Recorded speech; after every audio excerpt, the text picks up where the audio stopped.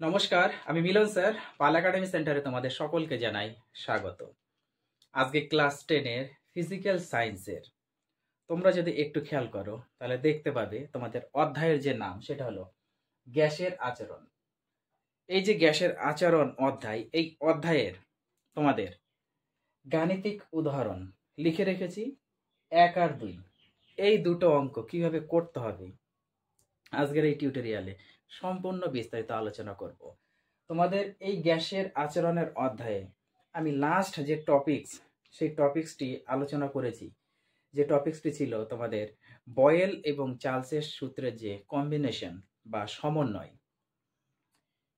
Charles আর বয়েলের সূত্রের যে সমন্বয়, সেই সমন্বয়ের উপর ডিপেন্ড করে তোমাদের এই অধ্যায়ের 99% গাণিতিক যে উদাহরণগুলি করতে হবে। এর আগের যে আমি ভিডিওটি করেছি সেই ভিডিওতে কিন্তু আমি বলেছি বা ক্লাসটিতে আমি বলেছি যে তোমাদের বয়েল এবং চার্লসের সূত্রের যে সমন্বয়, সেই সমন্বয়টি তোমরা একটু ভালোভাবে পড়ো। নেক্সট পার্টে আমি তোমাদের ম্যাথমেটিক্স নিয়ে আসব। তো আজকে সেই ম্যাথমেটিক্স কিভাবে করতে হয় বয়েল এবং চার্লসের সূত্রের সমন্বয় মিলিয়ে, সেই বিষয়ে সম্পূর্ণ বিস্তারিত আমি আলোচনা করতে চলেছি। তাহলে চলো আমরা বেশি কথা বাড়াবো না, আমরা সরাসরি চলে আসব প্রথম যে 1 নম্বর অঙ্ক, সেই অঙ্কটি আগে আমরা একটু পড়ে নিই, তারপরে তার গাণিতিক সমস্যাটা আমরা একটু সমাধান করার চেষ্টা করব। প্রথমে দেখো কি বলেছে।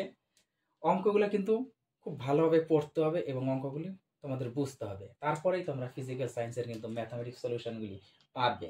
আর বিশেষ করে তোমাদের ভৌতিক বিজ্ঞানের যে কোনো অধ্যায়েরই ম্যাথমেটিক্স আসুক না কেন, তোমাদের সর্বপ্রথম জানতে হবে যে সেই অধ্যায়ের অ্যাকচুয়ালি যে বেসিকগুলি ছিল সেই বেসিকগুলি আগে তোমাদের ক্লিয়ার করতে হবে। বেসিক ক্লিয়ার না হলে তোমরা অঙ্ক পারবে না।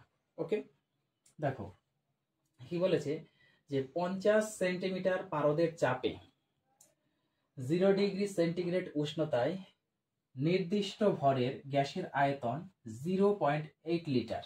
ওকে, ভর অপরিবর্তিত রেখে উষ্ণতা 50 ডিগ্রি সেন্টিগ্রেড উষ্ণতায় কত করেছে 75 সেন্টিমিটার পারদ চাপে গ্যাসের আয়তন কত হবে। তার মানে এখান থেকে আমরা লিখতে পারি যে প্রথমে যেহেতু 50 সেন্টিমিটার পারদের চাপে বলেছে, তার মানে চাপ, এখান থেকে আমরা P1টা একটু লিখে নিই। P1 ইকুয়াল টু কত 50 সেন্টিমিটার, তাই না?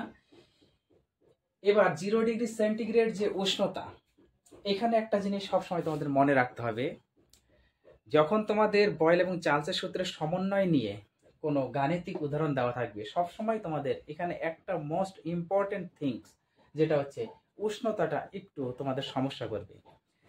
সেলসিয়াস থেকে আমরা সবসময় উষ্ণতাকে কেলভিনে কনভার্ট করব। এবার সেলসিয়াস থেকে কেলভিনে কনভার্ট করার নিয়ম হচ্ছে সেলসিয়াস স্কেলের যে উষ্ণতাটা দেওয়া থাকবে, তার মানে আমাদের T1, এখানে T1 ইকুয়াল টু সেলসিয়াস স্কেলের যে উষ্ণতাটা দেওয়া থাকবে তার সঙ্গে শুধু আমাদের 273 যদি আমরা একটু যোগ করে দিই তাহলে সেটা কেলভিনে কনভার্ট হয়ে যায়। আমি আলোচনা করেছি, দেখবা তোমরা বয়েল এবং চার্লসের সূত্রের মধ্যে যখন যাবা এই দুটো ফর্মুলা তোমরা পড়বা এবং সেখানে যে ব্যাখ্যা, এই ব্যাখ্যার মধ্যে দেখবা আমি আলোচনা করেছি, তাহলে বুঝতে পারবা।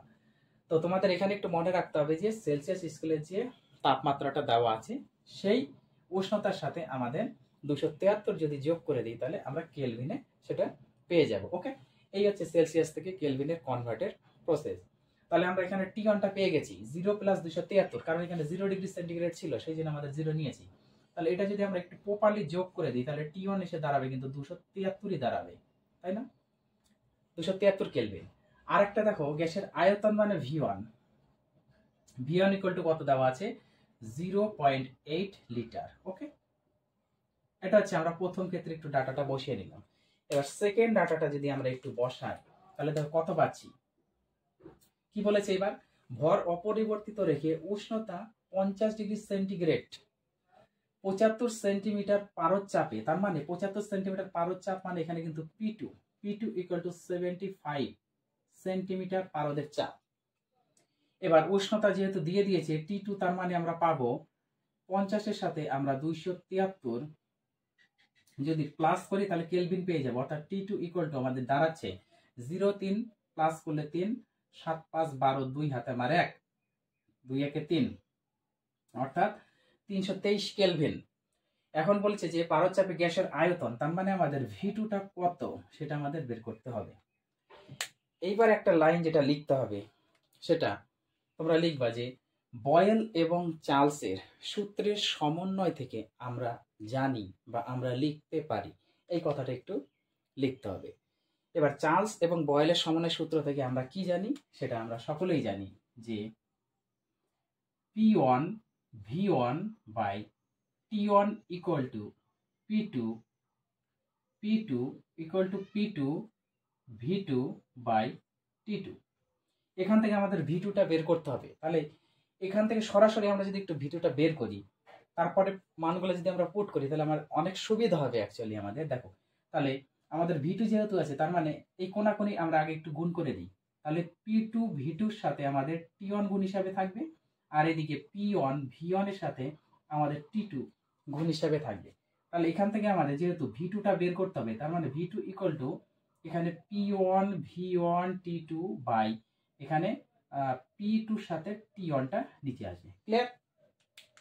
এইবার আমরা যদি এবার মান পুট করে দিই যে V2 ইকুয়াল টু কত দাঁড়াচ্ছে, দেখো P1 V1 T2, আগে P1 আর V1 এর মানটা বসিয়ে নিই আমরা। দেখো P1 আর V1 মানে 50 আর 0.8, তার মানে এখানে 50 ইন্টু 0.8 ইন্টু T2, T2 মানে আমাদের 323 বসে গেল by P2 R T1। P2 মানে কত আমাদের? P2 মানে 75, P2 মানে হচ্ছে 75 গুণ আমাদের T1। দেখো T1 মানে হচ্ছে কত?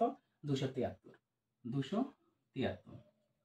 এবার যদি আমরা একটু কাটাকুটি করি, 5 দিয়ে যদি 50 আর 75 কাটি, 5 10 50, 5 অক্ষে 5 হাতে 2, 5 5 25, অর্থাৎ 5 15 75। আবার যদি আমরা 5 দিয়ে কাটি, 3 5 15 আর 5 2 10। এইবার আমাদের কি দাঁড়াচ্ছে যে V2 ইকুয়াল টু আমাদের দাঁড়াচ্ছে, দেখো V2 ইকুয়াল টু আমাদের দাঁড়াবে উপরে 2 0.8 গুণ করতে হবে, তার সাথে আমাদের 323 গুণ করতে হবে। গুণ করে যা হবে, নিচে কত আছে 273 আর 3 গুণ করতে হবে। সেই 273 আর গুণ 273 এর সাথে যদি 3 গুণ করি, গুণ করে যা আসবে উপরের গুণফলকে সেই গুণফল দিয়ে ভাগ করে দিতে হবে। যদি আমরা ভাগ করি তাহলে দেখবো যে 0.631 আসবে, 0.631। যেহেতু আমাদের আয়তন বলেছে, এবার আয়তনের এককটা আমাদের লিটারে দেওয়া ছিল, তার মানে এটা কিন্তু লিটার। ওকে, এটা কিন্তু লিটার, তার মানে এটা হচ্ছে আমাদের লিটার। বোঝা গেল? তাহলে আমাদের কিন্তু অ্যান্সার বেরিয়ে গেছে যে 75 সেন্টিমিটার পারদচাপে গ্যাসের আয়তন মিন্স V2 এসে দাঁড়াবে 0.631 লিটার। আশা করি তোমাদের 1 নম্বর অঙ্ক নিয়ে কারো কোথাও সমস্যা নেই। এইবার আসবো আমরা 2 নম্বর অঙ্কে। তাহলে 1 নম্বর অঙ্কটা আমরা একটু মুছি, এবার একটু 2 নম্বর। দেখো কি করতে হবে 2 নম্বরে। 2 নম্বরে কি বলেছে? বলেছে যে নির্দিষ্ট ভরের একটি গ্যাসের, তাই তো, নির্দিষ্ট ভরের একটি গ্যাসের, এটা কিন্তু 3 অ্যাটমসফিয়ার চাপে, ওকে, 3 অ্যাটমসফিয়ার চাপে 0 ডিগ্রি সেন্টিগ্রেড উষ্ণতায় আয়তন 100 ঘন ডেসিমি বা ডেসিমিটার। বোঝা গেল অঙ্কটা? কি বললো?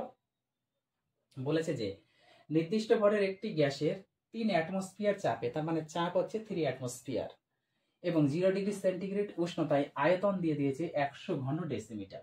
এবার কত চাপে, তার মানে আমাদের চাপ বের করতে হবে, P2 বের করতে হবে। দেখো -25 ডিগ্রি সেন্টিগ্রেড উষ্ণতায়, -25 ডিগ্রি সেন্টিগ্রেড উষ্ণতায়, এখানে মাইনাস কথাটা না দিয়ে যদি আমাদের হ্রাস বলতো, তাহলে কিন্তু কথাটার মানে একই বোঝাতো।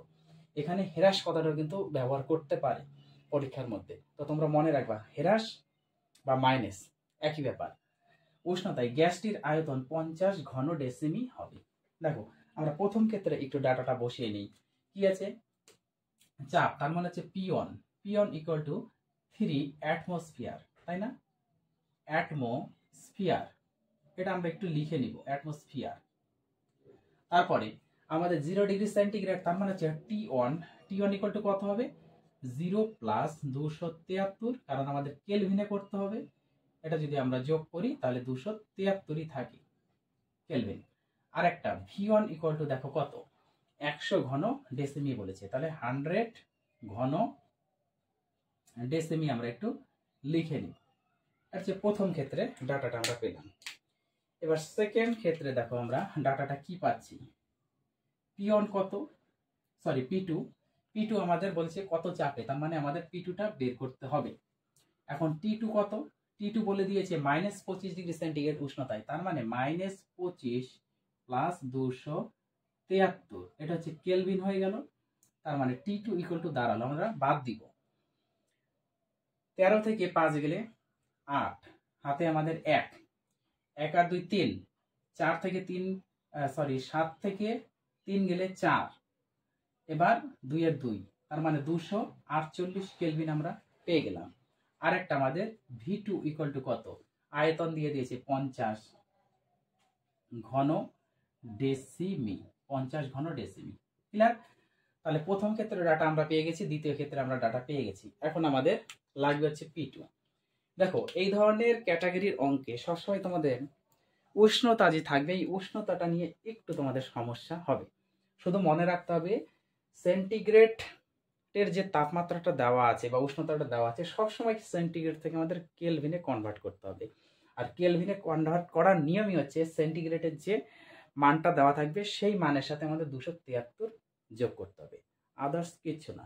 এতটুকুই শুধু তোমাদের এখানে একটু মনে রাখতে হবে। আর একটা সব থেকে বড় কথা হলো তোমাদের বয়েল এবং চার্লসের সূত্রের যে সমন্বয়, সেই সূত্রটা একটু মনে রাখতে হবে। মনে রেখে তোমরা এখানে যে মানে 6টা টোটাল হচ্ছে 6টা মান আছে। দেখো P1 T1 V1, আবার P2 T2 V2, 6টা তোমাদের দেওয়া আছে। এবার 6টার মধ্যে সবসময় তোমাদের 5টে মান দেওয়া থাকবে, 5টে দেওয়া থাকবে, একটা যে কোনো একটা তোমাদের বের করতে হবে। তাহলে 6টার মধ্যে যে 5টা দেওয়া থাকে, তাহলে আমরা যে কোনো একটা অবশ্যই বের করতে পারবো। প্রত্যেকটা অঙ্কে এইভাবেই হয়। তাহলে তোমরা আবার সেম ওই লাইনটাই লিখবে যে বয়েল এবং চার্লসের সূত্রের সমন্বয় থেকে আমরা সকলেই জানি যে P1 V1 by T1 equal to P2 V2 by T2, তাই না? এখন আমাদের যেহেতু P2 বার করতে হবে, তার মানে এদিকে আমরা একটু কোণাকুণি গুণ করে নিই। P2 V2 সাথে T1 equal two P1 V1 এর সাথে আমাদের T2। এবার P2 যেহেতু আমাদের বার করতে হবে, চাপ বার করতে হবে, সেহেতু আমাদের এটা উপরেই থাকবে, বাই দিয়ে V2 আর T1টা আমাদের নিচে আসবে। চাপ যেহেতু আমাদের বের করতে বলেছে, চাপ আমাদের কিসে ছিল, এককটা ছিল কিন্তু অ্যাটমসফিয়ার, তাহলে এটা অ্যাটমসফিয়ার হবে, অ্যাটমসফিয়ার। ওকে, এককটা আমাদের লিখে দিতে হবে। অতএব P2 ইকুয়াল টু আমাদের দাঁড়াচ্ছে, দেখো P1 V1 কত, P1 3, V1 100, 3 গুণ 100 গুণ T2 মানে 248 বাই V2 মানে 50 ইন্টু T1 মানে হচ্ছে 273, শুধু দেখে দেখে মানগুলো একটু বসাতে হবে। এবার 50 দিয়ে যদি 100 কাটে 2, তার মানে আমাদের P2 এসে দাঁড়াচ্ছে 2 আর 3 গুণ করলে 6, 6-এর সাথে এই সংখ্যাটা গুণ করবা, যা হবে সেই সংখ্যাকে 273 দ্বারা যদি ভাগ করো, তাহলে তোমাদের অলরেডি অ্যান্সার এসে দাঁড়াবে। একটু ক্যালকুলেশন করে দেখবা যে তোমাদের 5.4505 অ্যাটমসফিয়ার আসবে। ওকে, অ্যাটমসফিয়ার, যেহেতু চাপ বলেছে সেহেতু আমাদের অ্যাটমসফিয়ার এককটা লিখে দিতে হবে। তাহলে 5.4505 আসবে তোমাদের এই অঙ্কের অ্যান্সার। একটু তোমরা ক্যালকুলেটর করবা, দেখবা যে এটাই আসবে। আশা করি তোমাদের এই দুটো অঙ্ক নিয়ে কারো কোথাও সমস্যা নেই। তোমরা এই গ্যাসের আচরণের মেন যে টপিক, সেটা হচ্ছে বয়েলের সূত্র এবং চার্লসের সূত্র, এই দুটো আগে মুখস্থ করবা। এর যে ব্যাখ্যাটা, তারপরে বয়েলস এবং চার্লসের সূত্রের যে সমন্বয় কম্বিনেশন, সেই কম্বিনেশন নিয়ে তোমাদের একটু আলোচনা করতে হবে, তারপরে তোমাদের এই ধরনের অঙ্ক আসবে। ওকে, তাহলে এই অধ্যায়ের যতগুলো আমি টপিকস তোমাদের করিয়েছি একটু আলোচনা করো, পড়াশোনা করো। আমি আবার আসবো পরবর্তী পার্ট নিয়ে। তাহলে আজকের মতো এখানেই শেষ করি।